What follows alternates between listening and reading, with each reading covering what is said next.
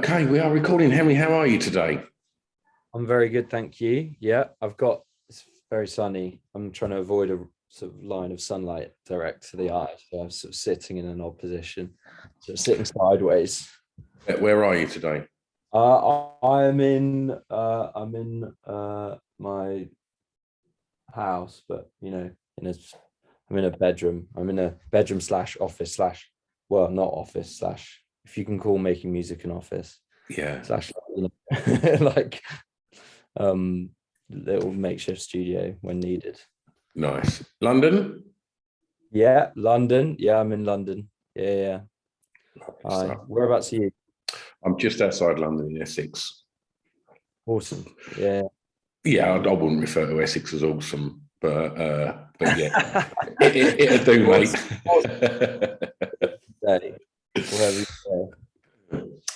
Well, before we get onto the playlist, I just want to ask you, Henry, how you found the the sort of 18 months that we was in lockdown. How you found that personally, and how you found it creatively? Uh, I think creatively it was great, you know, and it basically gave the time to be able to write this new album. But personally it was all right.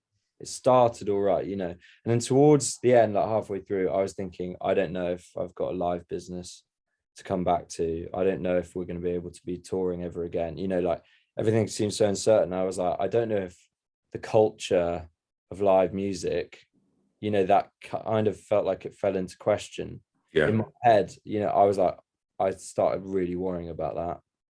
And that was sort of the main thing. I just hated it. Obviously, like everyone, just like it's kind of just rubbish not hanging out with people properly and all that, So that was sort of that side of it. But to start the first 3 weeks, I was just chilling, drinking coffee. Do you know what I mean? I was like, yeah, it's great. The weather was amazing. yeah. Like the first 3 weeks were fine. It was good that we had that sort of blissful few weeks of sunshine, completely unaware that this shit was going to go on for fucking 2 years. Do you know what I mean? It was like, So basically now, yeah. I mean, and yeah, exactly. So I was quite pleased I didn't realize that. I think we was all There in was a that lot of good headspace, weren't we? TV actually. There was a lot they put on the sort of rubbish TV like movie channels. I'm not going to throw shade at any movie, but like the quality of film went right up actually. So about 9 o'clock every night, instead of going on Netflix or whatever, like you just switch on like the whatever movie channel, and it was just the films were great.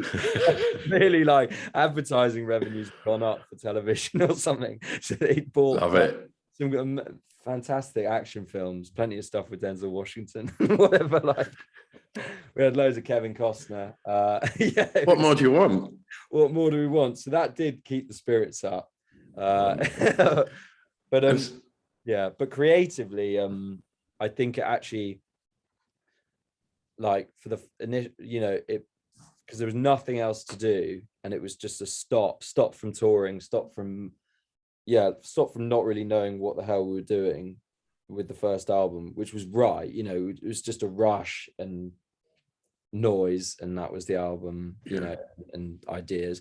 And then it stopped, and it just like made me think, right, what do I really want to mean? What am I thinking at the moment, about like growing up and life, and yeah. And then it just made me very in the moment, and quite aware of songs maybe I hadn't written before.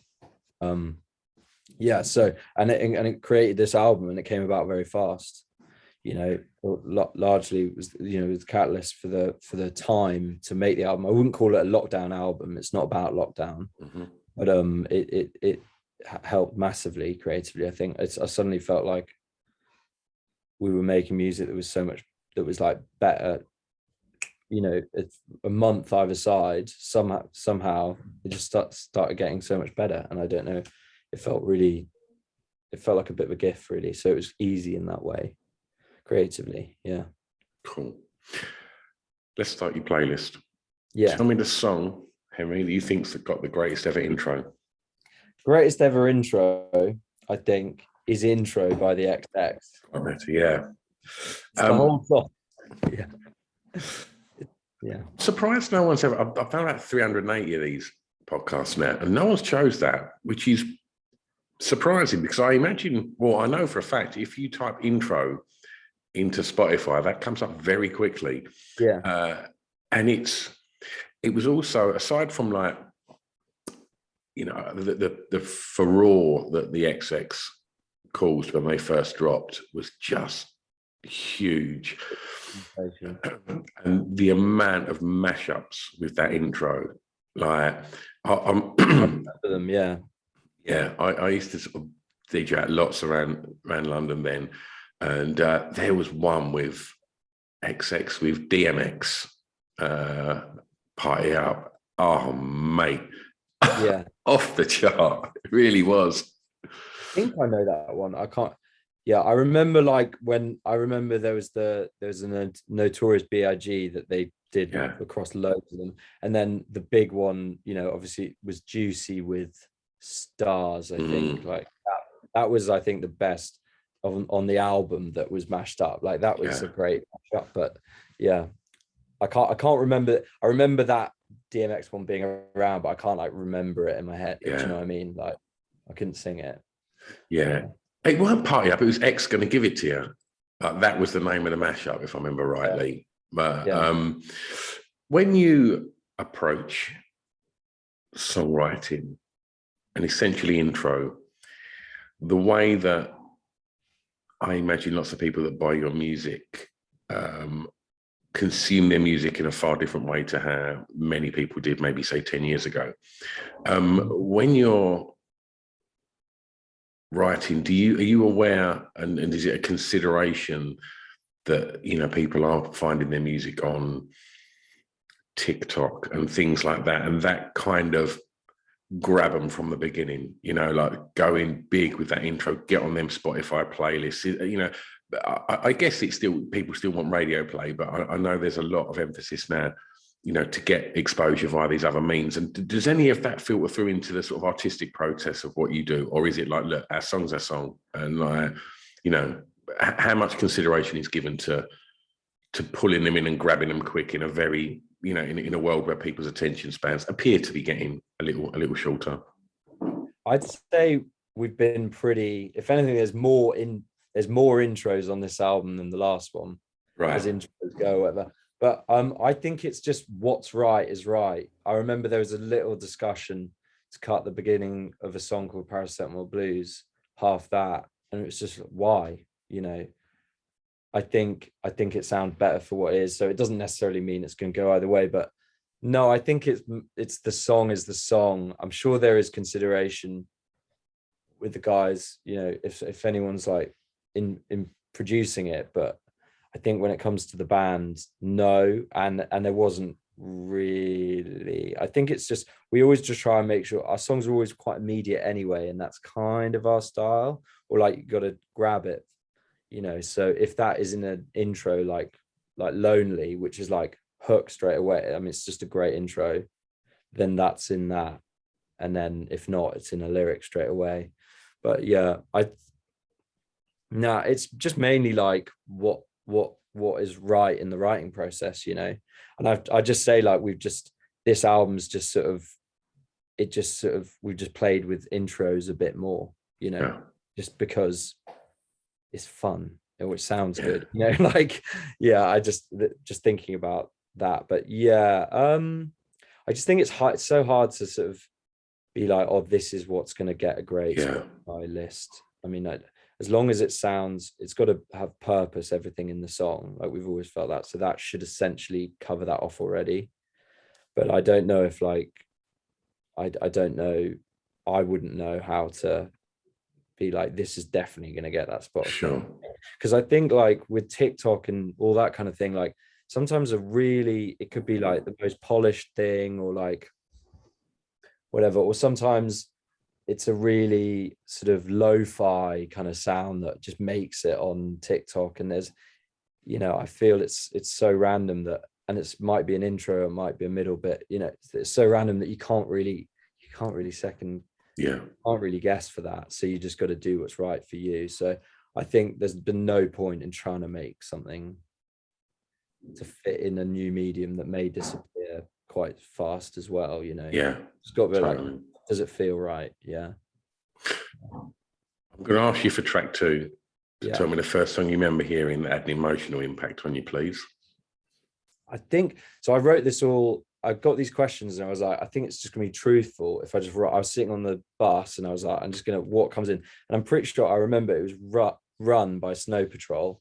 Okay. And I just remember, and kind of like that intro is just amazing, but the sound on it, I remember heard it on my brother's laptop. He got a laptop. He had a laptop, some Sony Vaio or something, and he just played it, you know, and I never heard it before. And I just thought, I just cared about the song. Do you know what I mean? I couldn't explain it. I was very young. I don't know. I think I was 8 or something like that, you know, and I was just like, I just like remember just being like, this is just an amazing song, and and it's just full of emotion and stuff. I thought the guitars were so emotive, just everything in it. And I know I used to like just think that the song was on the laptop, so I'd want the laptop to be around, and maybe for, you know, I was quite a shy kid, so I was like, Yeah. maybe Run will go on, and it was like one of his favorite songs at the time, so it would come on. Yeah, it was such a treat hearing that song, and it was kind of almost like I didn't know how to get hold of it, you know. I didn't know how to be able to listen to it, so it was such a treat every time I could hear it. Yeah. And where was home then? Where was growing up? That was in Lincolnshire, so just outside Grantham, just sort of South Lincolnshire.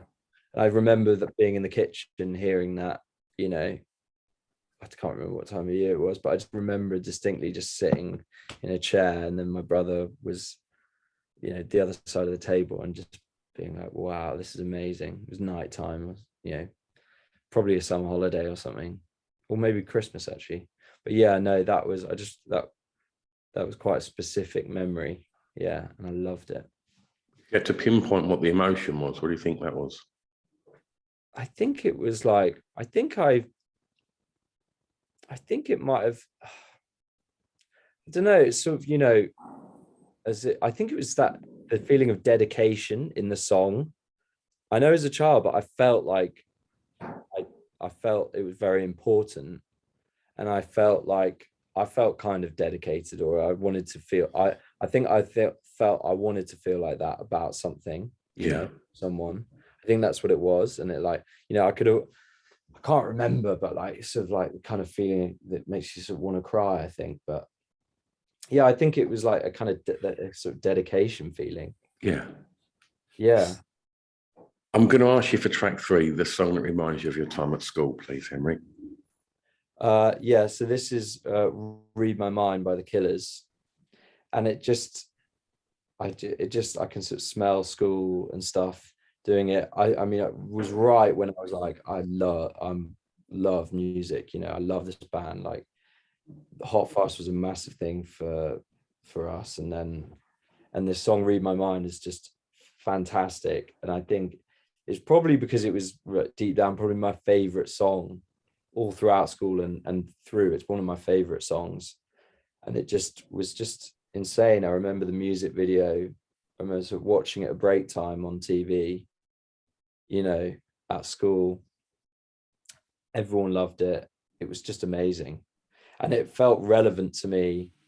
Like I was a young teenager. I think I was 13 or whatever when it came out, and just like the teenage queen, the loaded gun, I just was like, I just feel like it's like, this is my world. Yeah. You know what I mean? Or like, this is like just that sort of thing. It was, and all the like city walls and trampolines, like hanging on trampolines and stuff. I just felt like that was like, I was like, I'm just starting this life, whatever this song is, you know, this is like the life.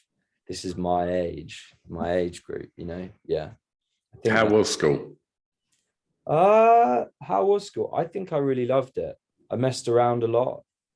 I took it a lot more seriously when I was much younger, as you always do. And then I realized like I could start having fun, get away with stuff. But I liked it. I had great friends.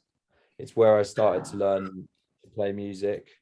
I used to enjoy class, like the class that you could kind of just mess around. And there was always one every year, a couple that you could just like, you could just you know, you could get away with messing around. Oh yeah. I loved that stuff. I just loved it. Yeah. I mean, I wasn't mad at messing around, but I used to love like when, you know, I used to love that kind of freedom and the just being funny and just stuff like that, you know, that kind of jokes. You don't get anymore. Where would you go for that now? You can't like. Absolutely. Yeah, you can't. There's no like authority sort of thing that you can like mess around with now, is there? Like, I don't know. Nah, you know, yeah. Did you know what you wanted to be when you was at school? I think when I was at school, I remember very aware that thinking I always wanted to sing. I always wanted to make music and I always thought I could do it. My earliest, like my happiness was always on music. When I was a proper sort of emo kid. And I mean that in like emotional, not like I liked emo music as well. But do you know what I mean? I was a proper like, Yeah. I was lost in my music, in my songs that I'd listen to. But I remember being very aware that that wasn't an option at school. They're like, you can't, that's not a world. Yeah. You can't go into music. It's like it's not a thing you actually do, you know. So I felt pretty, I'd no fucking clue what I would have done otherwise. And I didn't believe till we got going really that it was possible to do it, you know. Yeah. We just took a punt on it, but like, yeah, other than that, no idea. I just thought it just seemed, I guess like music, I also wanted to get away from, I just thought adult life just seemed pretty miserable. Yeah, it is. Yeah, I got that. Yeah, when I started becoming, coming out of my teens, I got very miserable. I was like, is this what being grown up is? And I'm not that miserable anymore, but I definitely went through a patch of being like fucking miserable. That's when the Smiths make their way into your life. Yeah, 100%. Yeah. Okay, look, one more question in the formative years, and I'm going to ask you please to tell me the first record you remember buying from a record shop. So I think I remember this, and it was in an HMV, and I remember hearing Shock Horror by The View, and I thought the beginning of that is just amazing. There's something of magic. It's just magic dust. Was there something that it told you? You know, like it's like shit. Something's about to happen. Yeah. A bit like Read My Mind, but just distilled right in that beginning. Yeah, I went and bought that, and I bought the album Which Bitch because it was on it. So I bought the whole album, and then I got into that album. There's a few that I really liked. Just sort of, there's a lot of quite sort of meaningful kind of almost like folk sounding tracks on that album. It wasn't all indie, you know. Like it was quite it had like proper depth. Yeah. And I really enjoyed discovering that album. But yeah, that song, I remember hearing that and like being like, well, I've got 20 quid. Yeah. You know, I can spend some of that like on an album. Yeah, so I did, and it was great, and I played it loads. Yeah. Carl's voice is ridiculously good. It's I don't know if I had him on the podcast about a year ago, and he's very much turned his life around. I think maybe around the time of that band, there was all sorts of kind of issues going on with that band, and Carl had his troubles. But he put out an EP before the recent album. He's just done some covers, and I don't know if you've heard them, but he does a cover of. He does a cover of Fleetwood Mac's "Go Your Own Way," and go on, keep going. Sorry, Anne. And one of Tina Turner's "What's Love Got to Do with It," and they are fucking incredible, mate.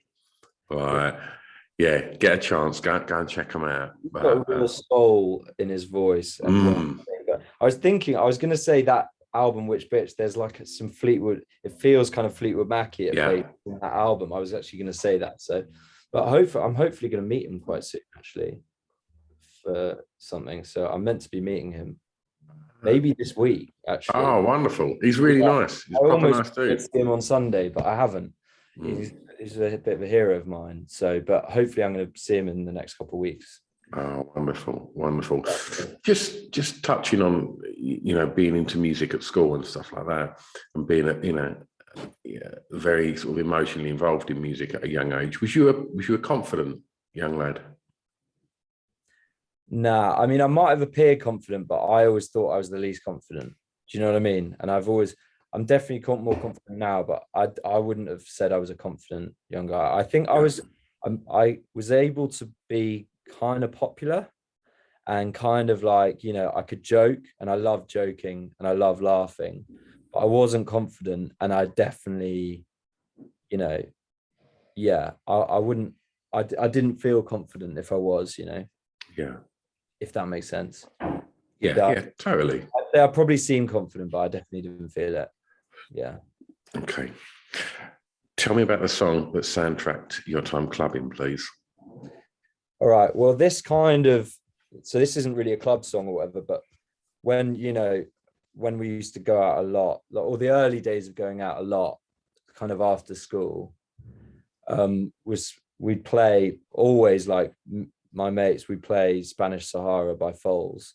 Just because it's a bit of like a sort of trance, whatever, and it just builds up, and it just gives you the biggest high by the end of the song. Yeah. And I love that song, and for a while, and one of my mates who only really likes dance music, like he just goes to raves and stuff, and that's one of his favorite songs. Yeah. And when I liked it, and he was like, "This is one of my favorite songs," and I was like, "Oh right, you like this," So it kind of tied in a lot of like our friends together with music tastes, and it's kind of phenomenal. And the way the chords sound, I think it's like 4 chords, it's no different, but it just sounds totally different to anything really. It's beautiful. I think it's amazing. Yes, I think it's definitely my favorite song of theirs. And yeah, we just listened to it at some point in the night, before going out, praying, we put that on and just turn it up, and just like, by the end of it, just crazy. Choir of fury in your head. I'm the fury in your bed. Yeah, it's great. Oh, it's huge, mate. That's definitely like like the phrases in that song are so like emotive. Like they've nailed that. Yeah. And so, is it indie nights? You was kind of hanging out. Also, like we go out on a night. We do indie nights. We do jungle nights, techno, like whatever. Like people wanted to go to. Like we do lots of different stuff, but all of it, and we kind of just pre to the same stuff, and then have a great night. Do you know what I mean? Like, it wasn't. I wouldn't say we don't just go to one kind of night. Yeah. I think I've got a friendship group that really love nightlife. But no, not just indie nights, but love indie nights. But just I'd always pre to that kind of stuff. Yeah. And then whatever the night or whatever DJ had on offer at the time, or whoever was going to be playing, that we'd bought tickets and stuff. Okay, I'm going to take you home for the next track, Henry, and ask you to tell me a favourite song from an artist from your home county, please. A home county? I thought it was, well, I'm going to change it now. I said Wolf Alice, Giant Peach. I thought it was like home country. I know. I said I've done 380 of these podcasts. 360 of them people have done the same, mate. So you're in good company. Don't worry. So funny, but I can pick someone from my home county. Let's do it. I might as well. So I was going to do Wolf Alice, Giant Peach, because I love that song. But Holly Humberston, absolutely happening right now, is great. And I think I love so much of her stuff. So she's from Lincolnshire. She's from near Grantham. Never met her. Yeah. But like, I think I think Deep End. Yeah. Great. And the guitar sound on that is just beautiful. I think that was her first song or whatever, but that is a really great song. I'm sure there are other people. I think there's some of the early like first wave rock and roll people in the UK. I think Grantham was a big thing for it. Like I heard like there was like a band came out of Grantham, like before sort of like Cliff Richard era. Oh really? I think there were like some whatever. But anyway, but Holly Humberston, Deep End, that Perfect. is great. I'm a big fan. Yeah. Um, I yeah, I asked you. remember when a friend of mine just sent me her Instagram being like, oh, she's from Grantham. Check her out. And then like she sort of blew up and I was like, Yeah, oh, really I was like, this is great, yeah. I asked you about confidence earlier, but I want to ask you now. You questioned your confidence insofar as what people might have perceived to actually what you was.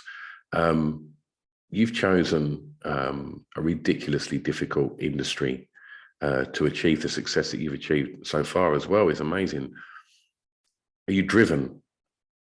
Yeah, I definitely say we're driven, and I definitely say I'm driven. Yeah, and I'm confident in the one thing I'm definitely confident is like ability to be able to do this, whatever this is, to write a song, Yeah, to sing and play. Like it's what like I just am so drawn to it, and it's just so worth it to try. But yeah, massively driven, I think. And in the first, we just tried to. I mean, to get off the ground, we grafted super hard. I mean, I'd spend all my time I just message all sorts of get as many friends down to a gig as possible. If I met anyone and that they could be a link or whatever, we keep in touch. I'd send them music, and that's how we got a manager and that's how we started getting off the ground. But yeah, I think definitely, yeah, I think definitely driven. I can safely say that. Yeah.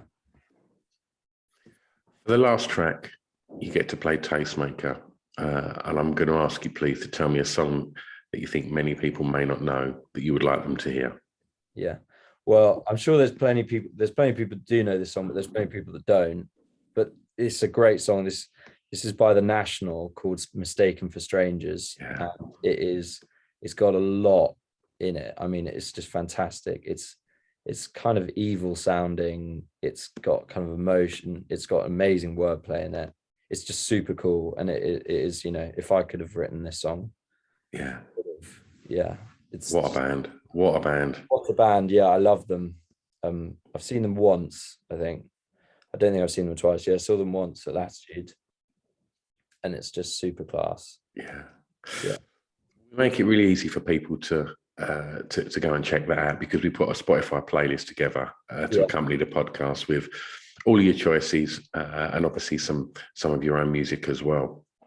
We're already into to March, this year seems to be flying already, and with gigs happening again and festivals happening again, lockdown feeling like a distant memory. What are you looking forward to from the rest of this year, Henry, and what's going to be happening professionally? Yeah. We've got the album coming out very soon, which is gonna be great. And then getting out, I feel like our best summer of gigs lined up. We're doing Europe and the UK. The festivals are going to be amazing. I think we've got more to announce. And then we've got a massive tour in November, which is like we've got Ali Pali in London, Amazing. we've got Manchester Warehouse, we've got big shows in Glasgow, so we've got a massive tour in November that is going to be great. And then just playing all those festivals up to it, just getting super road worn. I love just in being in the cycle, being in there, being on the road, show to show with a million shows to look forward to. Yeah. So once we get going in April, I think our first shows are in April in Europe. Then we're just sort of going on. It's just been great. I love the summer. Festivals are like my favorite place to be. So I'm going to be staying at a couple of them. Yeah. Well, I'll try and stay at a night or somewhere, or whatever. But festivals are my favorite. I love a festival vibe. Yeah. I love nightlife at a festival after the bands and artists have stopped playing. It's super. Yeah, it's good fun. I just love the summer. I want forever summer. Yeah. If people want to keep up to speed with new music, tour dates, where's the best place to keep up to speed? If you follow our website, which is seagulls.net, that has kind of everything on it. But follow us on Spotify or Apple Music or something, and our Instagram will keep Instagram and TikTok and Twitter will keep everyone going. It's always Seagulls or Sonic Seagulls. Wonderful. Yeah. We'll make sure that we tag you in it when this comes out. So if people haven't found it already, they can do it that way. Henry, it's been a real joy talking records with you, mate. Really Best of luck. Enjoy this lovely summer and have a blast.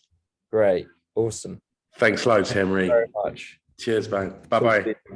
Bye-bye.